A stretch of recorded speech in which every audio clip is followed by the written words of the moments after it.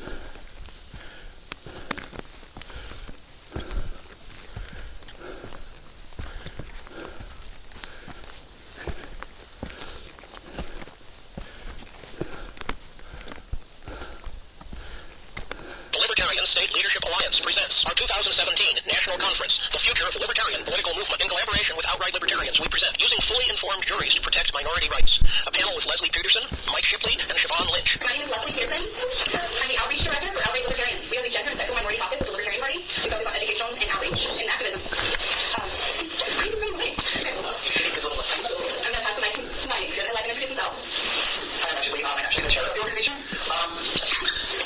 We developed this document for the Fully Informed Jury Association. Everybody thinks that jury nullification, we know everything about it. So, yeah, because we know there's nothing about jury vote, right? Well, guess what? There is more to know about it. So, kind of, we just put down what you think that you know and kind of what you have in mind so we teach us more stuff. I'm Siobhan Lynch. Also, I prefer Trish in personal interactions. So, people don't hear people refer to me as Trish. I am recently with these guys. I don't know, I do a lot of things, but I'm here to speak for Outright today, so. So, just a little bit of background about the two organizations that came together to carry the talk. Outright Libertarians was formed in 1998 by LGBT libertarians with the purpose to advance the message of individual liberty and how it correlates with gay rights issues and GSM issues within the United States. So, we're the Libertarian Party registered as 501c4, so don't get confused with anything else. And we have executive elected officers, of which Mike is one. The Fully Informed Jury Association was to, I have a little slur here, inform potential jurors of their traditional legal authority to refuse to enforce unjust laws. Inform potential jurors that they cannot be required to check their consciences in the courthouse work. Inform potential jurors that they cannot be punished for their verdicts. And inform everyone that jury nullification is a peaceful way to protect human rights against politicians and government tyranny. So we're going to do a little bit of background about jury nullification. So what is jury nullification? I'm going to pass that to Mike here. Hi. So,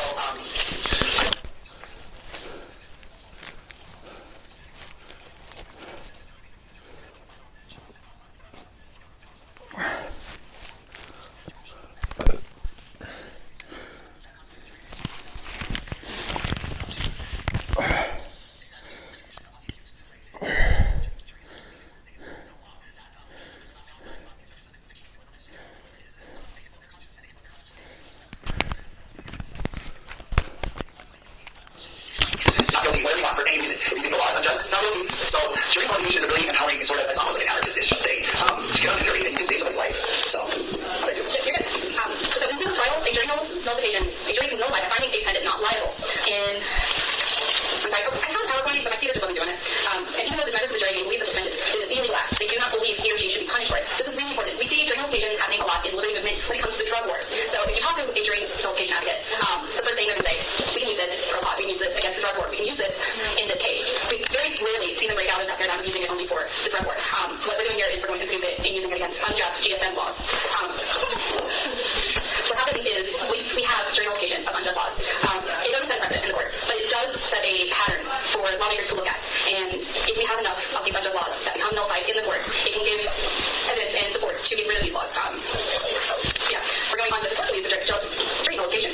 Jury nullification in the United States first appeared just before the American Revolutionary War, when colonial juries frequently exercised their nullification power, principally in maritime cases and cases implicating free speech. In the pre-Civil War era, juries sometimes refused to convict for violations of the Fugitive Slave Act. Later during Prohibition, juries often nullified alcohol control laws, possibly as often as 60%.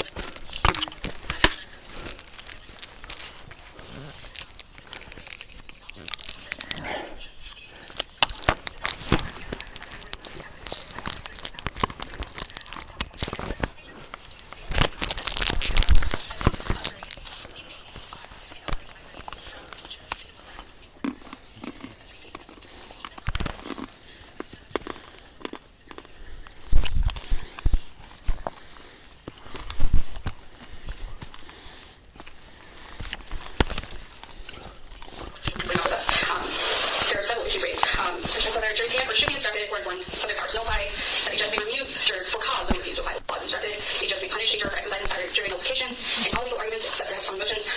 Okay.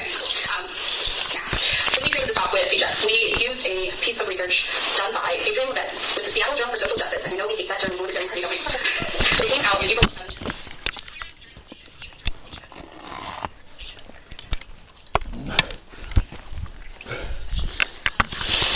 Okay, well, I just wanted to piggyback off a little bit more information about that paper, and the idea. So justice is a good thing, right? So adding an adjective to the word justice doesn't mean that you have to like or so physical justice, social justice, political justice, those are good things. Economic justice. So if you are one, everybody has to add it. A lot of our advocacy does live in what is considered a social justice camp, but we observe the non-aggression principle, so don't necessarily, be afraid or hurry to like establish a copy of here. No, but I wanted to tell you about the paper based on another paper, and here's where it gets into a political strategic space kind of thing. That's something that we talked about earlier. And the paper was based on another paper that was towards communities of color, especially African Americans. And I feel like there's a huge area where we can take these ideas and speak to people who have been activated by, for instance, Black Lives Matter, ideas about the police state and police brutality, and which again overlaps into like the drug war stuff. So there's a really rich space here that we can really build out into social justice communities.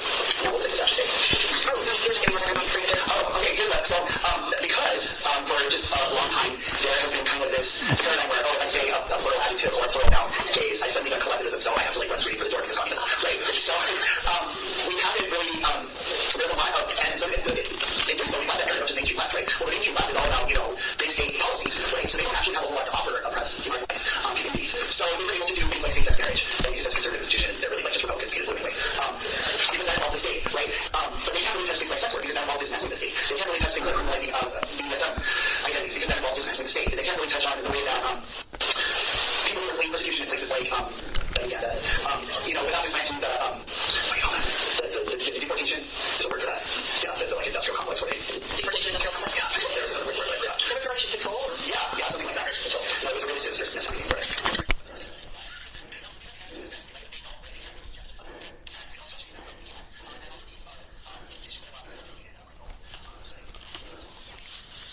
And then we're going to talk about walking while queer. So, who in the audience has heard the phrase walking while black? Yeah. So, frequently we see the police and other law enforcement officers who disproportionately target Black Americans and other racial minorities during their day-to-day lives. We have people arrested and killed over selling individual cigarettes on the street. We have people who are stopped and shot in their cars, stopping at stoplights, having a brake light out. We have all of this. And these have been in the news frequently, a lot recently. It's become a topic. But what we don't talk about as much is these types of things happen in the GSM community as well. We experience in the GSM community, which I'm a part, and the other members of this panel are, a much higher stopping, arrest, sentencing, and conviction rates than the mainstream general population. Some examples are sex work. Sex workers are criminalized for their profession. They get arrested in our main attempt to quote human trafficking. This is not to say that human trafficking doesn't exist. It definitely does, but there are very real and innocent victims of this. Other examples are BDSM clubs and swing clubs that are forced out of town and shut down and fined and members arrested for doing what they do for choosing. Massachusetts in 2001, there's one in Massachusetts in 2001. Some people who are from this general area down to Rhode Island, we heard it was called Halborough. Two people had run a BDSM party out of a rented house. The police came and raided, arrested pretty much everybody inside for running what they called a house of ill repute. Ultimately, if I remember right, the charges were dropped, but it was after about 2 years, and they pretty much bankrupted the people involved with legal fees and everything else. And our community was constantly pouring money into their defense. And a lot of these people are not people who can really afford to even pour money into that.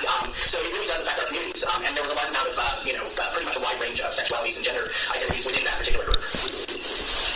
Another aspect that I want to touch on is GSM populations, because of the societal and cultural norms that Americans have, are at a disproportionately high rate for mental illness and homelessness, domestic violence, drug use and abuse. All of these things are in some way criminalized by the state.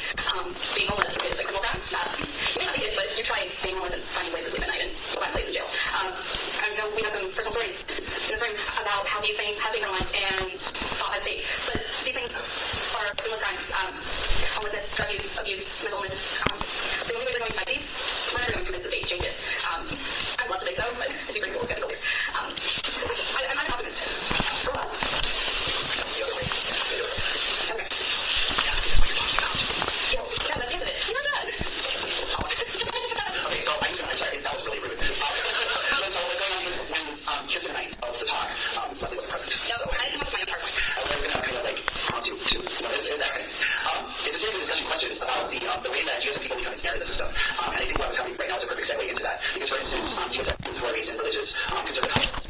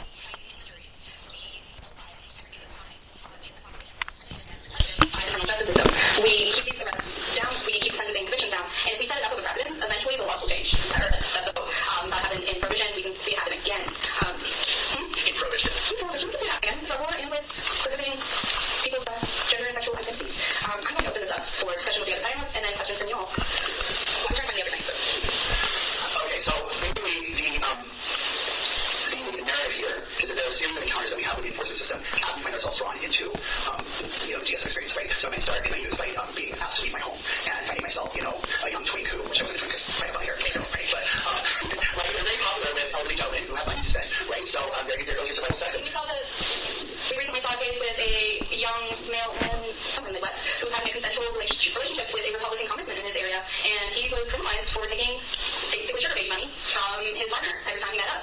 That was consensual. He was of the age of consent. They're criminalizing the act. That would have been a perfect opportunity for somebody to dump onto the jury and nullify that case. So there's the survival sex, right?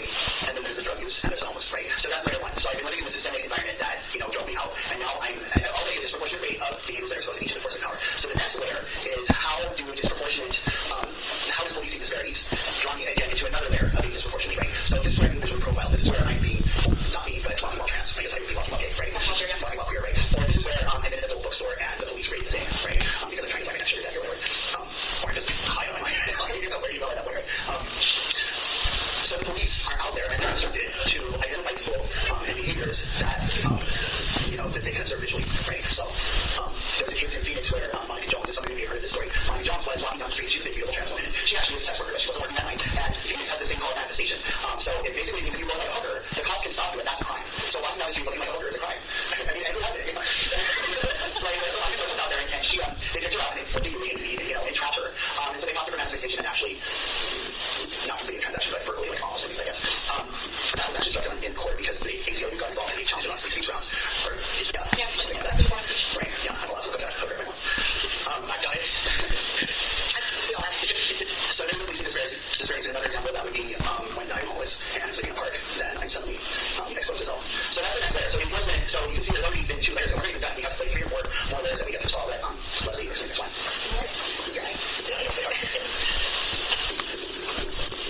So here we are, and I'm going to tell a story here. Just visualize it. I am walking while trans. I'm flagged for whatever reason as a target by law enforcement.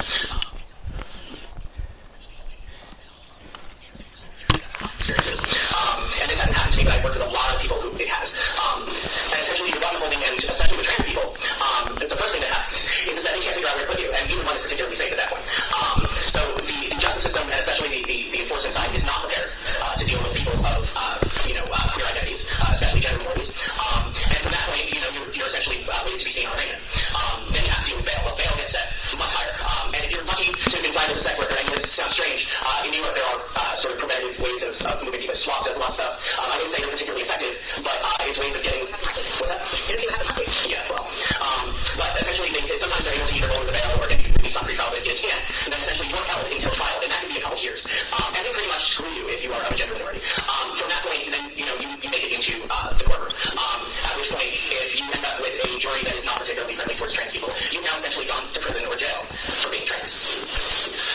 So let's think about what's happening here so far. So we've always self-selected for these behaviors that expose us to the enforcement, and now we come in contact with the police, and they've self-selected the ones that they find, the most criminal, right? So now let's say that I do go ahead and plead not guilty because I believe that I'm truly not guilty, right? Which is also very likely because typically they will help you into accepting a plea. So like, oh, well, we're reduced to investigating. You're like, oh, thank you, right? You're still specific for this here, right? Let's just say you do that and you decide to go to trial. The next layer that you have to get through, and which you will disproportionately find yourself having a difficult time navigating, is the convening of the jury. And there's a process called voir dire, which is where the prosecutor and the defending attorneys get to ask each of the jury pool a question. How many people have been on a jury or been called to jury duty and went through that process? We're sitting in a room with all of the people, and basically they're profiling or screening the people in the potential jurors to determine because both they both have to agree on it. So they can challenge up to a certain number of jurors each. And the prosecuting attorney in particular is going to know that in order to persuade that jury to convict you, they're going to need personalities to whom you're not going to come off particularly sympathetic. So what's going on as they are asking the potential jury members these various questions, and they know that the accused, they're already planning the defense, so they plan to demonize you on these specific character traits. Then they're going to start asking the jury members these questions, jury members that are transgender, things like that, right? Well, yeah, you're off, right? Because what we're trying to do is we're people that they will convict you, right? Or like they observe that you're actually trying yourself for it, they just, they can give you operating in reason. And so actually later in this panel, we're going to give you some ideas on how to get through the voir dire process. I was just going to add, having knowledge about this is also going to disqualify you from people. Jury selectors don't like jury members who know about jury nullification because they don't want it to happen because it reduces the power of the state in the courtroom. So they call it jury stealthing. You're going to try to get onto the jury without them knowing that you know about jury nullification and the power that you as a jury member hold. I hope we all know that movie 12 movie too. It was about that one jury member that convinced the rest of the jury to change their guilty pleas to not guilty. So you're going to try to be that person.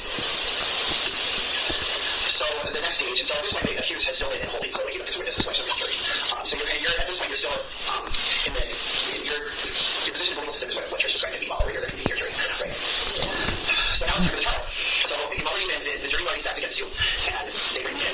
And now, what is the prosecutor's job is to find me guilty. And this is where the example, I don't remember her name, I'm sorry, but there was a self-defense case in one of the eastern states.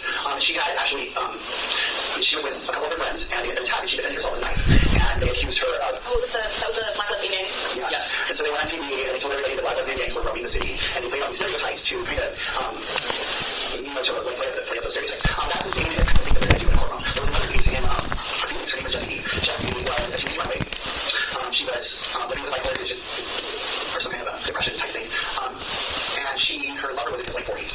And they were engaging in the kinds of behaviors that you typically don't engage in unless you have a really solid foundation of trust with that person, right? Either just some things like asphyxiation that you don't just do without like training your partner, right? Like that's like, you don't just go, tell me I love it, and the next thing you're dead. And like there are safe words for that after that you can't say it's a you choke. So there are other ways to handle that. Like responsibility in a sense is about navigating the conversation about consent, about limits, what are you do if something goes wrong, risk where it's sexual, how am I going to signal you? And none of that happened. So next thing you know, dude's dead, and she's panicking, she flees the scene. Well, they went on TV, they called it a teenage controller. They completely sensationalized it. And she's doing 10 years right now, because what they did is they brought her to the courtroom, and they cleaned up all of these things. Oh, she has blue hair, she's a lesbian, look at her Tumblr, she got actually Tumblr, this type of shit. They were in MySpace, right? So she had MySpace where she could bring women about herself, and all of these things were able to smear the character to play on the stereotypes of the character. So in the minds of the jury, if this is the first time they're being really hearing that, like, oh my gosh, people like this really exist, that, they're going to be more likely to believe that this person made a willful, that if there was like an actual murder, what happened. She was actually the victim, like he was basically the predatory, essentially a pedophile. So actually, we ended up talking a lot more than we were going to talk, but what we're doing here between Outright and Zija is we're calling for you to take action. Educate your friends and family about jury nullification. If they don't know about jury nullification, educate them about how it can be used for GSN crime, victimless crime, and not just drug war nullification. If you can get onto the jury, tell. It's really hard to tell you how to tell, because they're going to ask questions specific to the case. You won't always know what you're trying to find out, but don't let them know that you know about jury nullification. And they won't ask you about it, because they asking you about it tells you about it, so that's the good thing. Yeah, so try to be sneaky. I'm not going to do questions, just quickly. So you're going to get them to the jury, and then you're going to try to convince your fellow jury members to nullify it without telling them that it's all jury nullification. Unfortunately, they make it very difficult for jury nullification to happen because of the power that jury nullification has in combating these victimless crime. So you got to be sneaky every step of the way. Personally, now we can take questions. And if I'm Max had one, and then we'll do questions. I was just going to say more comments, but New Hampshire's jury selection is a little bit different. I had a self-defense case, so I learned about the whole process. I thought that we had more here, and I supported it, so I saw them using it in civil cases and had been against it. It's a lawyers on both sides of the civil cases use it. In criminal cases, you can introduce questions, additional questions that you want the judge to ask, and then the other side can object to that. And then the prosecutor's always going to object. You submit a crime before the trial. The prosecutor's always going to object to anything that even implies or hints at any kind of jury nullification of danger, any mention of your right to acquit. So you can submit them, you can submit those. But if you have an attorney, like a private defense attorney, they're now allowed, because we passed this last session, they're now allowed to mention jury nullification to the jury in New Hampshire. However, we try to get another bill this session. What we really want to get is having the judge notify the jury explicitly that they have the right to acquit in all cases. That got shot down in the Senate, unfortunately. But I guess we have a few state senators who don't want to do it. But that's another reason we're using libertyballot.com, because we actually look at voting records and can see the recommendations are. And while that's the goal, not every state is like that, and jury nullification differs by state. So if you get called for jury duty or you're planning for a test or activism event, make sure to look up your own state and locality laws about it. So you were saying before, you have overstated that your goal was to convince the entire jury to vote to acquit. I mean, most criminal cases it has to be unanimous. So even if it's sole holdouts, if the person still avoiding the conviction and the state has the burden of going to that again, or just dropping it if it looks like they can't get a conviction. So you don't have to convince 11 other people, or it's a really small jury. I mean, you aim for the moon, aim for a start that you like the moon. So try to convince everyone else, even if not, if you hold out, then that's helpful.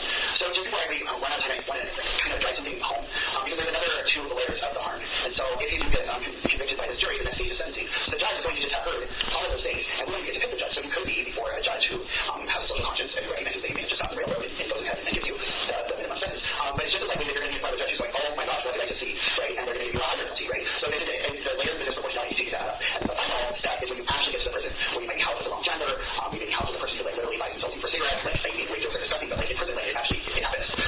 So you're likely to be murdered and or raped, both by other inmates and or by guards. So the kind of the takeaway from this is that you can save somebody's life, and a sentence for what's the victimless crime can be a death sentence for a gender sexual minority. It can be a death sentence for anybody, of course. But it happens disproportionately higher to us.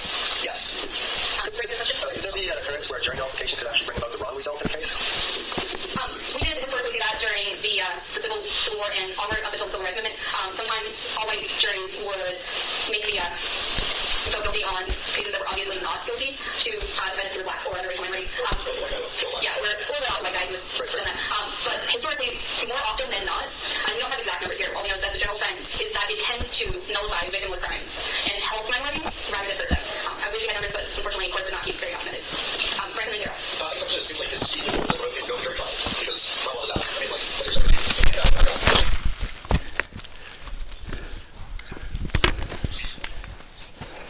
And the thing is that plea bargaining in a lot of cases is used to kind of get around the possibility of a jury trial. The thing is that in a lot of cases where a person may have been found not guilty, and this is, I mean, it's pretty much almost any, it doesn't matter, GS, whatever. Generally, if a prosecutor is trying to plead you out, chances are they don't have as much, I mean, they're going to try and get their conviction in any way they can, but if they start going lower and forward, you know that, like, you've actually got a case there. I have a friend who went to prison, he should have never pled out. He didn't do it. He simply did not do it. Technically, there was no way for him to have done it. But he was, they scared him enough to send him to prison. And that's what they do. And there's actually been, I think, a lot of this being looked at lately, especially in context of drug prohibition. And hopefully we'll start to see that practice being less pushed on people. But it's going to take some time. But I agree. We need to push people to go to a jury trial. Don't do that. You can't take this. Don't take a plea. Zero and Angela. There's actually don't take a plea outreach that happens all across New Hampshire. And to follow up on the question about instances where jury nullification has happened, during the 1850s, a lot of where juries would nullify when people were charged with violating the fugitives like that. Yeah, we did mention that in passing a little bit, but it did happen frequently, very frequently, to the point where a lot of courts just stopped trying to prosecute it. Angela? Two questions. One, in the jury selection process, can lawyers now ask about sexual orientation or gender identification? And two, given post-9/11 is outright racist, what does that certainly now with trans people trying to travel in and out of an airplane where their ID doesn't necessarily match their identity, that's being looked at as not being harassed or being filled up or things that are usually happening in those situations? Do you want to answer the first one? The short answer is no. But the longer answer is that what they would ask is something indirect, but which, like, sort of like what you would go through in a job interview. Like, oh, do you have any, I don't know, Do you have any significant others in your life? And then... Right. So if they can ask you questions that tiptoe around it, I would think so because it's federal non-discrimination, right? So that's I don't think they bring that tiptoe, but they can tiptoe around it, right? And if a lawyer doesn't challenge it, yes. Well, so it would be like they're just asking plays on. It's not like a. You can't ask outright. Well, I mean, can you ask any terms? I mean, it's not like they're a product. I mean, they're like others. No, because there's... It would be like maybe that terms one most people that others all their balance. Yeah, but asking about, are you gay? Really, they I think it would be good. I think they're restricted from doing that in case it is perceived, especially they're trying to avoid giving any clue what the case is about, so they're going to tiptoe around it, either by law or for their own benefit, they're going to tiptoe around it and ask probing questions instead of direct questions. And I'm going to let Trish answer the last one. Don't do that, by the way, so that we can get a really succinct answer for next time. So about the TSA checkpoints, I personally have never had a problem, but my ID hasn't changed for years. And not to get too specific, but I also don't have a generally standard configuration because I'm intersex. So I personally don't have an issue, but I have known people that have. I know it got better. There was some direction given during the Obama administration regarding this, but whether it is reverted back to how it was before Obama, I'm really not sure. But I know that there's a lot of very humiliating searches going on right now regarding the standards and not matching pumps. So that's really all I can tell you about that. We do see in the media that while they may not have a rule that says their identity has to match up with the marker on your ID, they do throw buses and will try to attempt to block you from participating in transportation, be it trains or planes or buses. It happens frequently, unfortunately, and this is one of the reasons why Outright advocates for getting rid of gender markers. Well, so one more thing that I remember reading recently, it was actually a personal story that she had tweeted what she went through, is that when you go through the scanner, they have to push a button for your gender because it scans you differently based on, I don't even know. No, they actually can see what I've actually seen what the scanners see, and they can actually see outlines of body parts, sort of like on a sonogram. Basically, it's not right. So if you're standing there, and in this story, this particular person, she went out to her friends, so they were calling students, they were leaving to like go fly home, and she's like standing by realizing this is about to happen. She's like, how do I tell that agent that I'm actually biologically male without coming out to the people that I'm with? And I think in that story what ended up happening is that like they went to go put their shoes on, so she got lucky and she was very grateful for that. But the point is that you're humiliating people at checkpoints, and that's not okay. Yeah, I think we've seen a decrease in the number of individuals who report choosing flying over other means of transportation because of the TSA, which is unfortunate. Pre-check helps.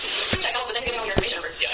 Oregon just passed a law that you can decline giving your gender on a driver's license, and would you say that's a positive step? Which state? Oregon. Oregon, yeah, they would definitely be moving away on that. I believe they just did. But that would be wonderful. I'd love to. I'm going to go read more about what exactly that law says and have an opinion eventually. I think I think it keeps the people playing here. And this is, we posted it on our page, and I think it was you can add a third, like other, or No, I think it's not recording this. So the thing about that is that what we are saying is that we should never have been in the database even from birth, right? Because what's going on is that they assign you at birth, and then they compel you throughout your entire life to conform to that originating document. So Policy would create a legal and a financial barrier to self-identification. right, so you not only have that concept of unintended consequences, so when the state involves itself in something, not only does it make that thing worse, but there's a ripple effect, right? So the fact that we have to wonder what does ID say, whether it change it, is kind of linked back to that original assignment of the gender. So what we're advocating for, well, of course, like abolishing all of the documents, period, but learning that at least no longer even categorizing people by gender. And that right there's a whole other talk that you're welcome to hire us for. That's what I'm talking about. But this is about jury nullification. And we ran So thank you so much, everyone, for coming and listening.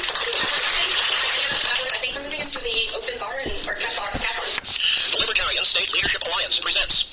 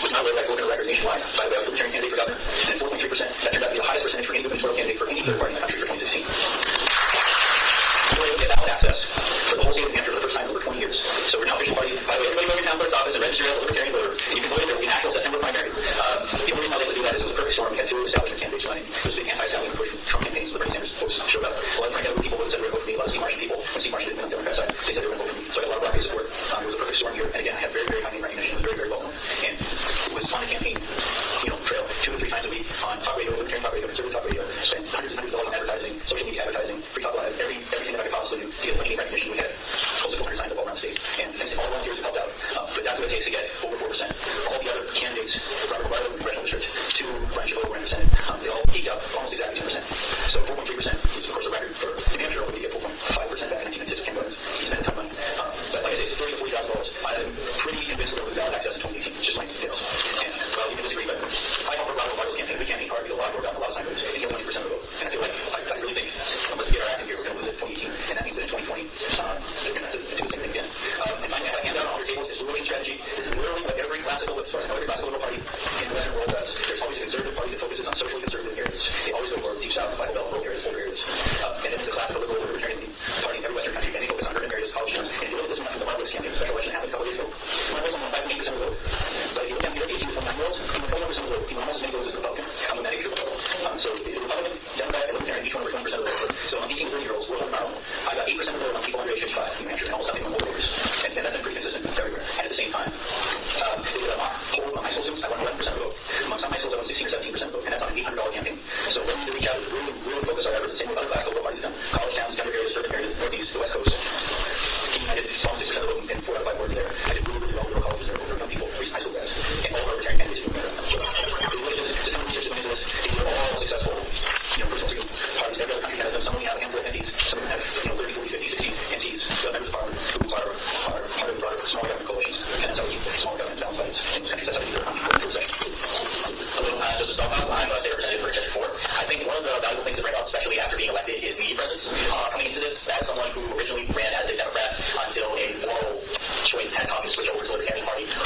As part of the two parties, your media coverage outside of the high offices or governor, stuff like that, is going to be relatively low. When you go to the third party, they will suddenly start coming up to you and flooding you with questions that they would never ask any of the other two parties. So it's valuable to know a couple things. First off, know where the spin from the media is coming. I know some people are like, oh, that's not as bad as you think it is. It is worse. One of the things I would bring up is that we had put out a press release for me switching, and within, you say about 20 minutes? It's probably an hour or so. Yeah, within at least an hour and a half, people in the State House had already known about it, and we had got information that a top Democratic organizer had leaked some of that. So both parties have people in the media. Know who you're dealing with when you get out information, and I say the most valuable thing you can do is have your full reasoning and have your ideas, especially if you're running when you win, and when you work on bills, have all of that stuff down in writing and prepare yourself, because a lot of times they will put a story out on you that I won't say they will lie, but I'll say they'll keep certain pieces of information out and only put in enough stuff to make you look bad, which they have done once to me. And the best way to combat that is write letters to the editor. Immediately after a story gets put out that you think is showing you an unfair light, put down your actual words, because at the end of the day, they're talking about you, and who knows you better than yourself. So be prepared for that. Be prepared for your public image. I think that's another valuable thing, as we've seen this year with the two representatives in particular. You are representing the public, which means try to have some civility and have decent behavior enough, be courteous, and try not to go off the rails with your comments on things like just be kind to other people and watch what you say, because I'll tell you hands down, especially with the third parties, you already have a stigma of being a fringe group, so anything they can pull out of context or even just pull out in the case of some people that write stuff that's pretty out there, they're going to do. So watch what you say, be careful, and hopefully you should have a good time. Okay, well, so my name is Caleb Dyer. I'm a state representative for Hillsborough 37, which is the towns of Hudson College, which is not too far south here. I'm formerly a Republican on a federal, switched to the Libertarian Party. But anyhow, so upon